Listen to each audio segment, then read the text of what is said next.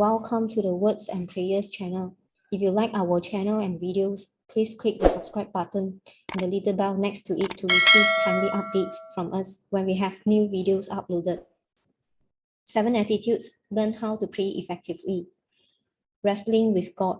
The fourth attitude, wrestling with God.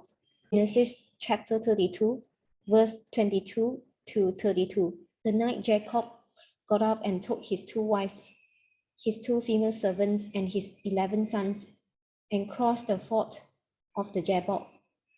After he had sent them across the stream, he sent over all his possessions. So Jacob was left alone, and a man wrestled with him till daybreak. When the man saw that he could not overpower him, he touched the socket of Jacob's hip, so that his hip was wrenched as he wrestled with the man. And the man said, "Let me go, for it is daybreak." But Jacob replied, "I will not let you go unless you bless me." The man asked him, "What is your name?" "Jacob," he answered. Then the man said, "Your name will no longer be Jacob, but Israel, because you have struggled with God and with humans, and you have overcome." Jacob said, "Please tell me your name." But he replied, "Why do you ask my name?" Then he blessed him there. So Jacob called the place Peniel, saying, "It is because I saw God face to face, and yet my life was spared." The sun rose above him, and he passed Peniel, and he was limping because of his hip. Therefore, to this day, the Israelites do not eat the tendon attached to the socket of the hip, because the socket of Jacob's hip was touched near to tendon.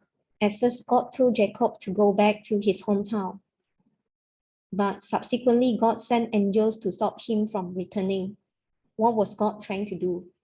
God wanted to know whether Jacob returning was because of God told him, or because he loved and missed his brother.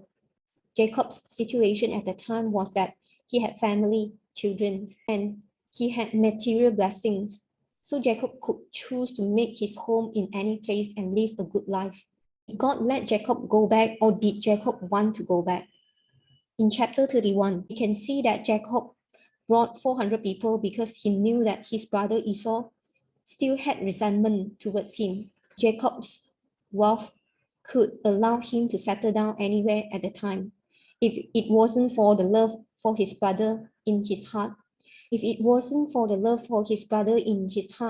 then when God sent an angel to Jabbok to wrestle with Jacob, he could say to God, "God, if you tell me to go back, I will listen to you and go back. You see, my brother still hates me.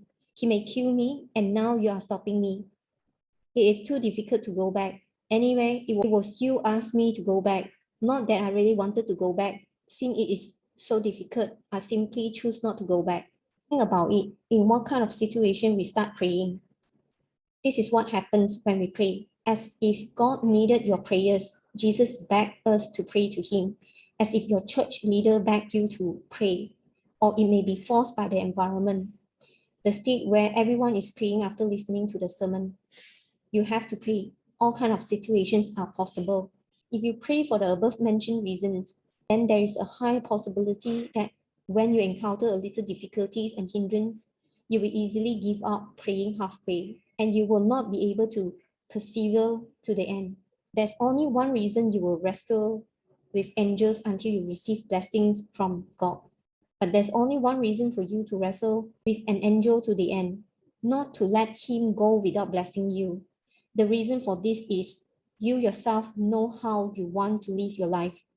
You are determined to live a fruitful life. You would like to live by the truth, God's word, not because God made you to do it, not because of others or environment, but because of the choices you are willing to make with free will. If praying for a change of heart is your choice, then wrestle with the angels with each of your prayer topics until God blesses you. Let's pray together for a wrestling and winning heart. Dear Heavenly Father, today I know the world where there's such a deep feeling in prayer. I know that you have been watching my heart. Why did I start to listen to your words and start this serious prayer? It is not because you want me to do the same, but more importantly, what I think in my heart. how I choose, and whether it is what I want to change in my heart. I know that only with such a heart, no matter what difficulties occur, I will persevere to the end. Father, come and strengthen my heart and pray in the name of Jesus Christ. Amen.